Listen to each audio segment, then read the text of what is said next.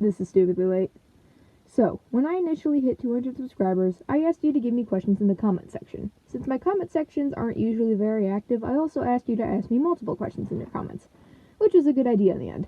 But before I actually answer them, I'm going to answer the questions that have been asked many times before I even created this video. Like, what did you use to make this? What programs do you use? How did you draw this? So here's a quick rundown of what I use to make my stuff. 3, 2, 1, go. Everything I use is done on an iPad, unless on the rare occasion I use a stop-motion app on my phone, but it's on there too, so there's pretty much no point. I also use 4 apps for my videos: Flip-a-Clip for animation, Procreate for drawing, and Qcut and iMovie for editing. But I usually use iMovie for audio and effects, while Qcut is for tweening and pretty much everything else. All of that together is around $25 including full access. And I get that some people don't want to pay that kind of money, but for what they all offer, I think it's a bargain. Okay, on to the real questions.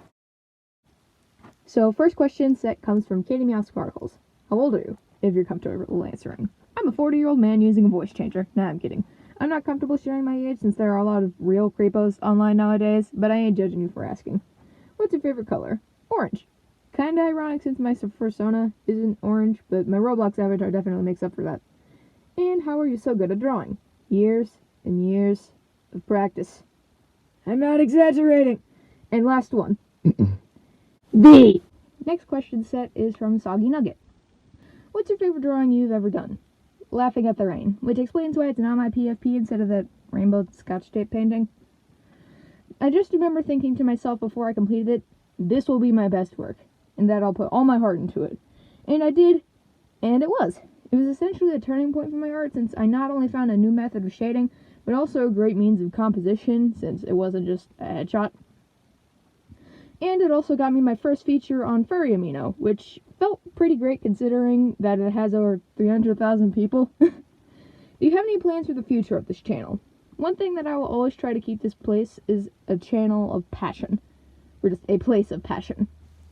This is a place where I can feel free and show people what I can do, so I want to try to keep it that way. And also because YouTube is not that great of a career from a financial standpoint. And also for most creators in general, because this website has devolved into a disrespectful cash grab that takes advantage of creators who just want to be able to express themselves, but are forced to follow inconsistent and celebrity-biased guidelines, and can't even leave for someplace better because there is no other place better. Therefore, we're stuck as corporate slaves until this site gains a speck of morale and actually tries to live up to its purpose. How did you come up with the name Jinchi, and how did that chinchilla pop up into your mind? Jinchi just kind of manifested in my mind one day, and it stuck, so I used it. The chinchilla was my persona choice for 2 reasons. The first being that I originally wanted a bunny persona, since that's my favorite animal. But it lacked one thing that I wanted to draw: a big, long, fluffy tail. So I chose a chinchilla instead, since my family actually had a couple as pets many years ago. Disclaimer, chinchillas are living, breathing beings, so please do your research before investing in one as a companion. And finally, do you like socks? Good sir, I am wearing socks whilst I record this. Next is fluffamations. How long have you been drawing? Well, according to my parents, when I was 1, I drew this thing, which is the earliest drawing they have, so I guess my whole life. Who do you look up to? Pretty much anyone I've subscribed to, my parents, some mutuals, and a couple of Amino artists like Omega Go Around and Lizzie Wild. Where'd you take my beans to? Ma'am, I am sorry, but you got the wrong gal. In fact, I'm offended that you even thought about accusing me of such a heinous crime. Next set of questions comes from Sammy. Who inspired you to start drawing/animating? There are a lot of different people I look up to for a lot of different reasons, and many different factors that inspired me. So I'm gonna do my best to summarize it. What inspired me to draw initially was mainly shows that I watched when I was younger, like regular shows, The Amazing World of Gumball, and Adventure Time, which may or may not have been obvious, along with nature and animals. The people who inspired me to really start animating/doing digital art were 4 people in particular. Kai, for their ability to create absolutely gorgeous animations with programs I already had, and at a low frame rate. Amelia Both, because of their ability to not only make stunning, almost professional level animations, but also create gorgeous digital paintings, like, look at this! Look at this beauty! And finally, Sugar. I remember finding her stuff back in 2016, and I just remember seeing this video firstly, and I was just flabbergasted at what she made. There is a stupidly large amount of art that I made inspired by her, mainly traditional. And at the beginning of my YouTube channel was around the time that was like in the middle of that period. I love her characters, I love her animations, and I love her channel. Sugar, if you're watching this, thank you for your years of inspiration, and I hope you're doing well. Next question. What's your favorite song? Not really sure, since my playlist is sometimes this.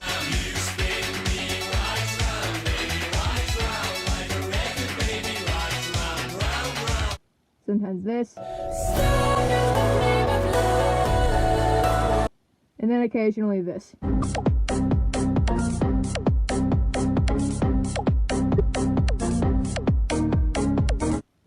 But one that comes to mind is House with Legs by cYsmix. It makes me really happy every time I listen to it. What do you see your future in YT as? Or just YouTube? Why did I read that as YT? It's YouTube!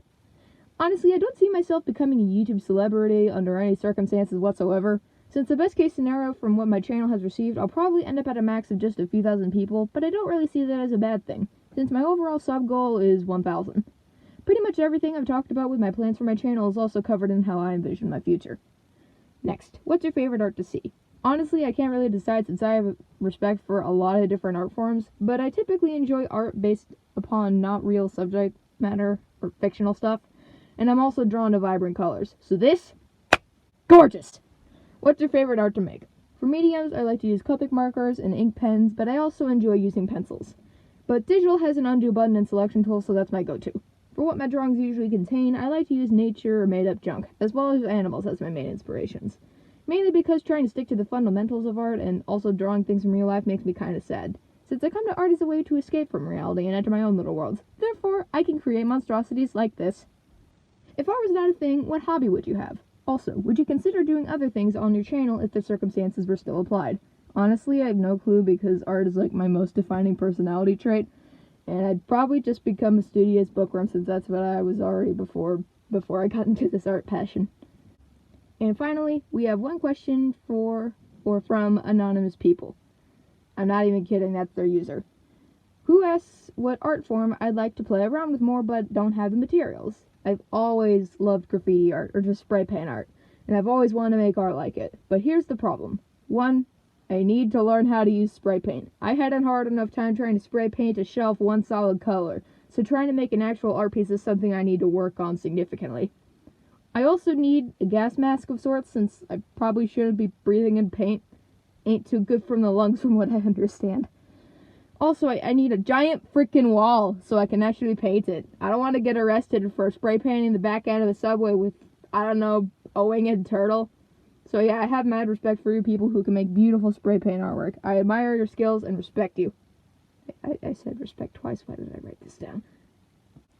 So that's all the questions, hopefully. So thank you to all the people who asked questions and to all the people who clicked that red button. Thank you all again for watching my junk. It means a lot to me knowing that you actively chose to watch me do what I love. Unless if one of you is being forced to watch my stuff against your will for some reason. In that case, I'm sorry, your friend's a jerk. But thank you once again for listening to me talk, and I hope life treats you well.